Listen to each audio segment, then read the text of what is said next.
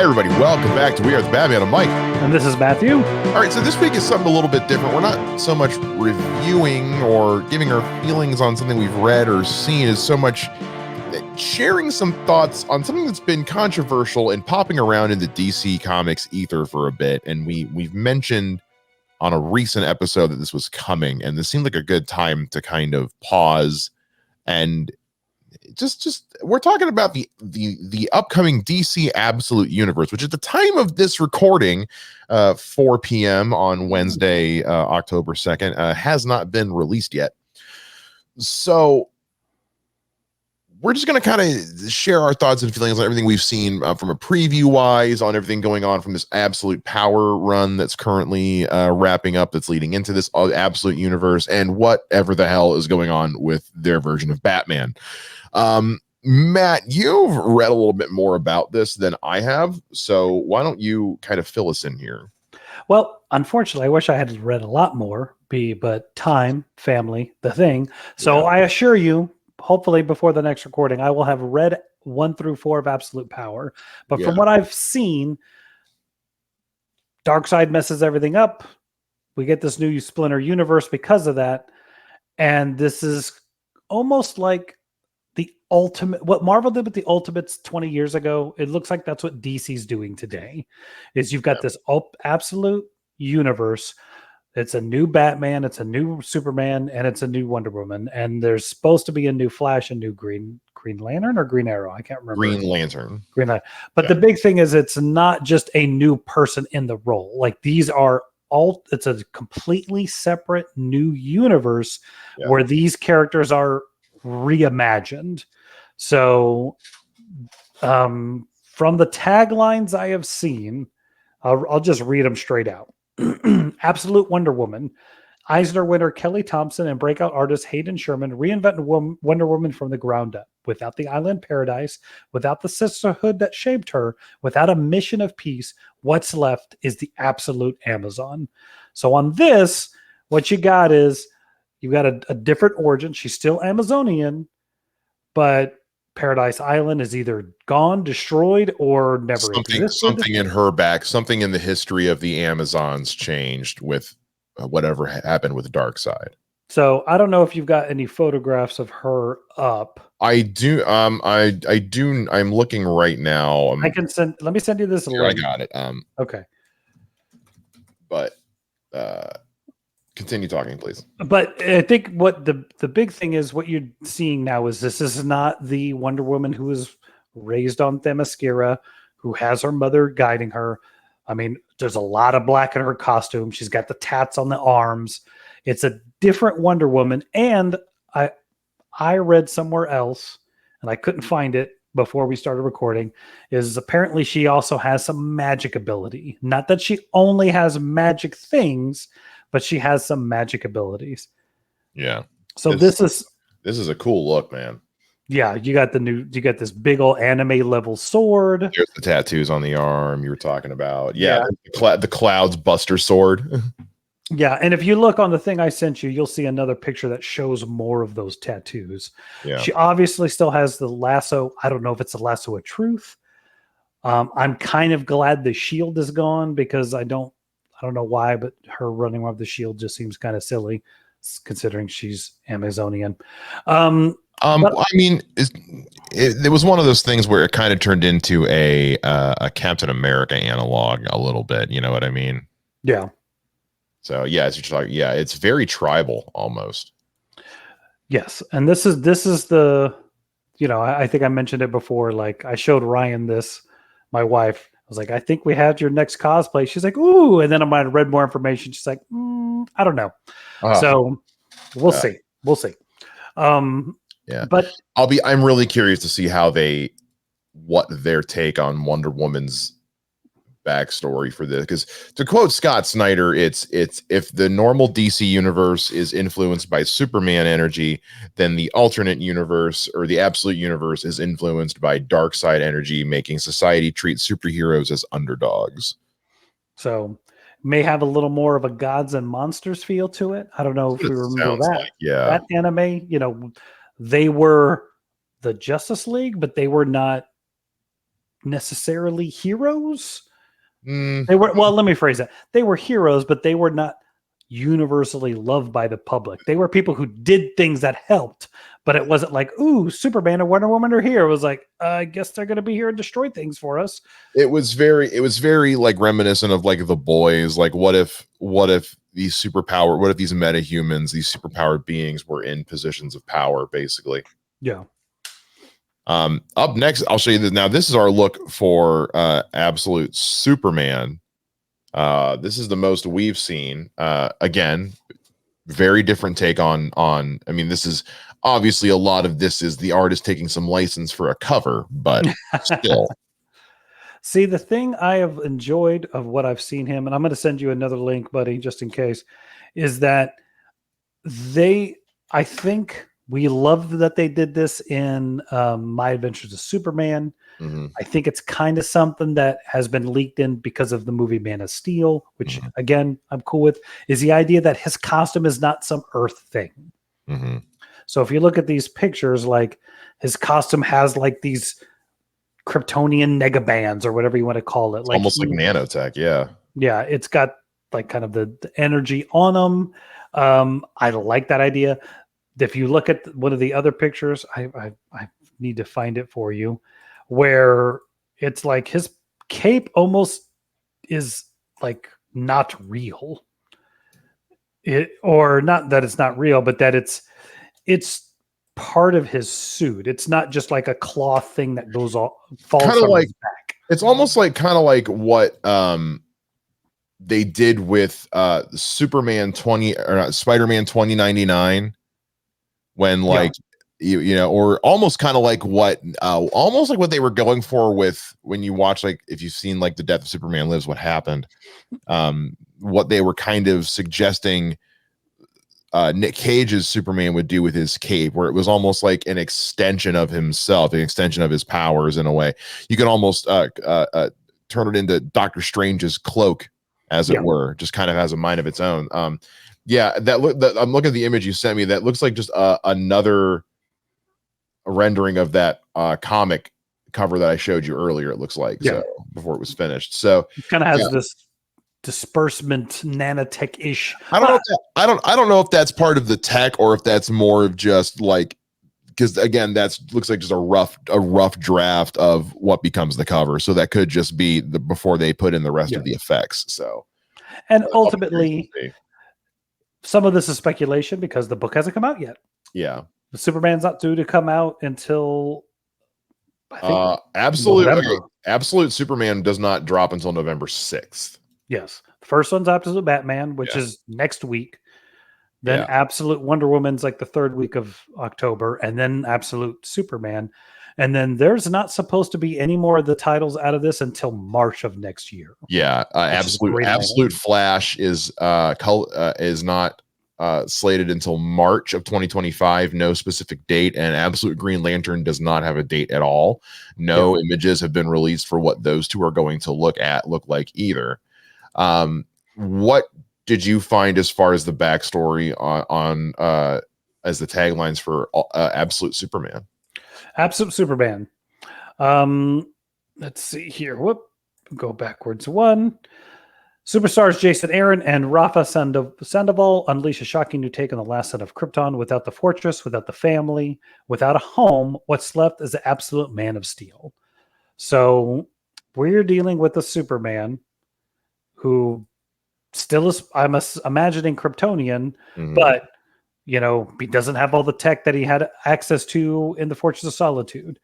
He was not raised by the Kents. There is no information that says whether Lois does or does not exist at this point. So you're just talking about a Superman who now is of his own accords doing whatever he's doing. Yeah. So I don't know if we're dealing with a Superman who has a different moral compass, or if this just means he doesn't have a safe haven. It almost sounds to me like we're getting a Superman who is been shaped into what this world just needs him to be. You know what I mean? Yeah. He's kind of like there to be almost like the folk hero. he's there to be the Hercules or whatever that's just there to save the townspeople when the monsters come. It almost seems like. Yeah, exactly. It's interesting to me that this is being written by Jason Aaron, who Jason Aaron is really, I mean, he's done some work for DC. He's been primarily a Marvel guy. Specifically, he was one of the co-creators of Gore the God Butcher, who is and he was also the guy who was behind Jane Foster being Thor, which I know at first threw a lot of people off, but then wound up actually being quite a good run when once everybody found out what it actually was. And I know that Thor: Love and Thunder isn't everyone's cup of tea, but I like that movie more than but I mean that was a lot of his work is what that movie was based on. But he also did work on like a lot of the stuff like Punisher Max, which I think I have the hardback collected of that actually somewhere, as well as I have his one of his Ghost Rider runs as well. So he's a really good Marvel writer. He hasn't done a lot in DC, and most of what he has done has been Batman or Hellblazer, except for he did do he has been writing on Absolute Superman with that's what we're fucking talking about. I'm an idiot. I'm getting ahead of myself. Sorry. No, you're fine because the absolute title. I'm reading as we go, and he's working on Absolute. So that thing that we're literally talking about right now. Anyway, okay. But I should probably talk about Absolute Kelly Thompson. We mentioned her is writing on Absolute Wonder Woman. She has written a lot. Holy crap! But again, mostly for DC, which mostly for Marvel, not so much for DC. So they really, it seems like, are bringing in some. Kind of like you mentioned, some people who have played in the other sandbox for a little bit, and they're just saying like, "Hey, we want someone who hasn't really written a lot for DC to just throw some new ideas at some DC characters." It seems like, yeah, but not weird like that one time where it was Stan Lee imagines the DC universe. Yeah, that was weird. No, it's weird. Some of this is like it seems interesting. Yeah, Jason Aaron has written a lot of stuff that I've enjoyed, so I'm looking forward to him on this. I like the idea of Superman suit not just being an Earth-made suit, for it to be something a little different, to get into a guy who's from a different planet having actual alien tech with him. I think is really cool. Again, I don't see enough information here to say what his actual powers are. There are some other covers here that you can see. Like his suit has a little bit of a different texture to it. So I mean, it sometimes it's fun to kind of play. And just like the Ultimate Comic Universe, it could last for 10 or 15 years. And then they're like, okay, we're done with this. I mean, look, the Ultimates universe from Marvel, good and bad, you know. Yeah, it definitely had its high points for sure. I mean, look, I'm going to be straight up and say the MCU, 85% of that is based on the version of those characters from the Ultimates comics. Yeah, and it's worked more than it hasn't. Miles Morales is an Ultimates character. You're damn right he is. Like stuff like that comes from this Ultimates comics universe. Yeah. The less said about the Ultimate X-Men. Ultimate X-Men's not good. Ultimate X-Men was a soap opera. Oof. It wasn't good. It was a little weird. And then the flip side is the idea of Reed Richards becoming a villain was really interesting that they did, even though most of that book was. Ultimates did a really good job of humanizing Marvel heroes, of humanizing their heroes in a way. You know what I mean?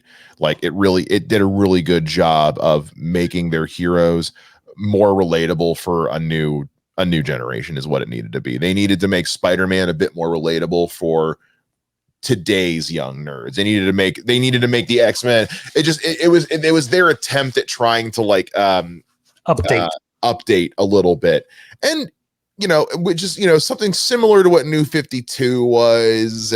Like, this is not a new thing, but this is a way for them to say, cool, we're doing this out of the universe. And it's, well, because New 52 and Rebirth were both soft reboots where they cherry picked things that they wanted and cherry picked things that they could kick away. This is not that. This is clean slate. We're reconceptualizing everything, and nothing is more evident than this crazy version of Batman. I don't like it, Matt. And listen, I'm Mr. Positivity on this show. Always have been, always will be. I find the silver lining in truly just about anything. And I say this as a truly borderline habitual user of marijuana. There is not enough that I can smoke and put in my system. There is not enough THC in the known universe to make me think that's a good idea. Absolutely not. Well, it's yeah, I'm not going to defend this. No, I got nothing. I have nothing. You can tell me. You can read off here. I'll be the one to read this off. Batman legend Scott Snyder and iconic artist Nick Dragotta transformed the Dark Knight's tale for the modern age. Without the mansion, without the money, without the butler, what's left is the absolute Dark Knight. Here's the thing, though. Like,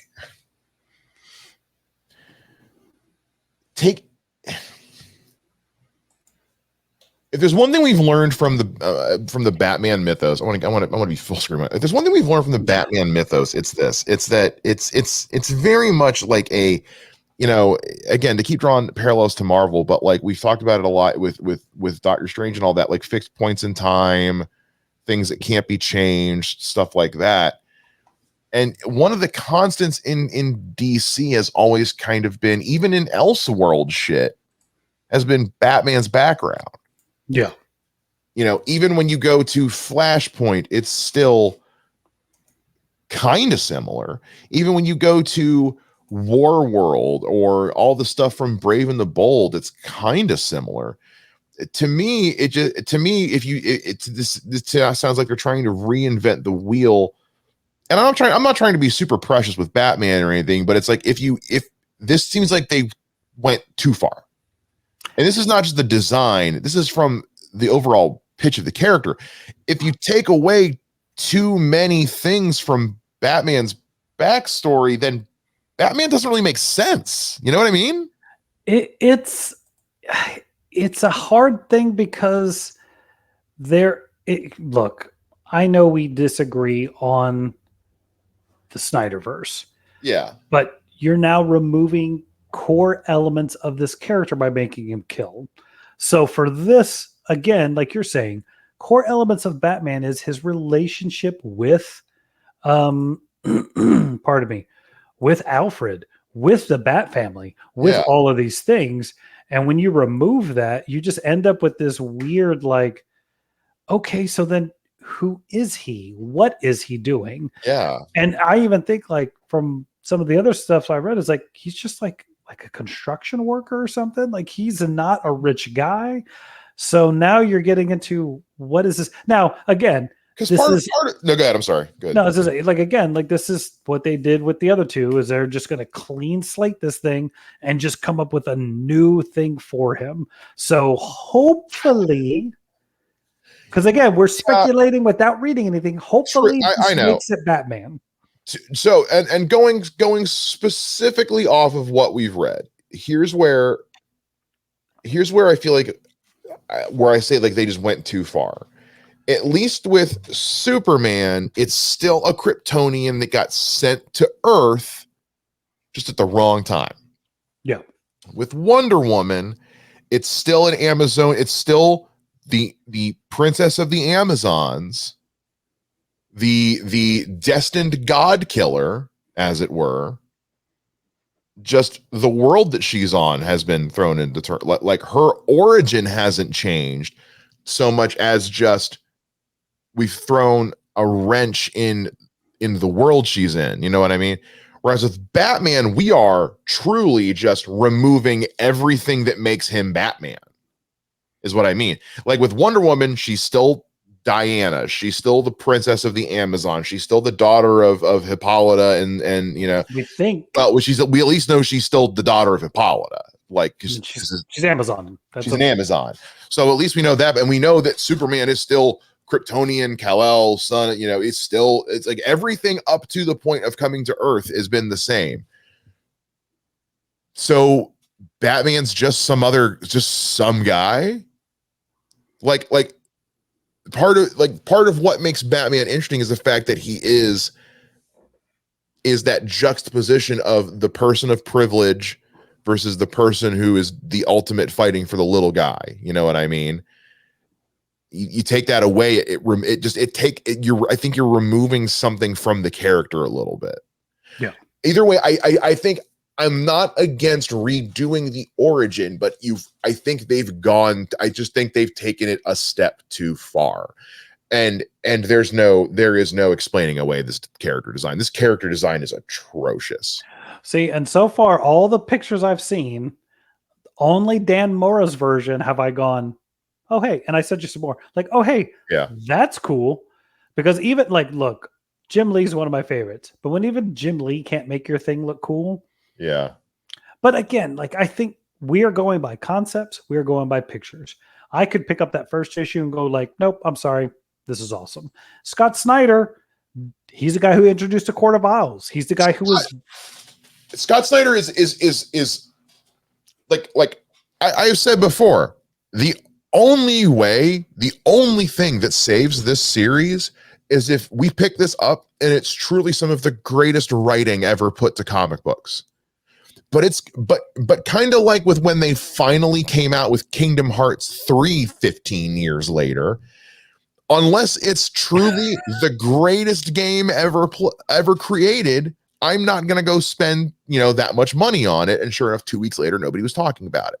So unless I hear through the grapevine that Absolute Batman and all that is just truly the stuff of miracles, like, on par with like Tom King's Mr. Miracle, or like, the 5-year Injustice prequel run, or, some of that other stuff, like, Scott Beatty's Year Ones, like something like that. Unless you're telling me it's in that kind of tier, I don't see me necessarily rushing out to get this, because as we have talked about on this show a lot, if your art's bad, I have a hard time hanging around. Yeah. So let's look at these pictures, buddy. Yeah, let's pull these pictures up that you sent me here. Yeah, for those watching it on YouTube. Yeah, sorry guys. So this is one, you'll have to walk me through these. So this is Jim Lee. It's all the same design. And this is the other thing that's weird. This is that whole thing of the symbol on his chest is an axe. So he can take the symbol off and use it as an axe, which I'm hoping somehow makes more sense than what it sounds like. Again, like, I don't know. I don't know, man. I feel like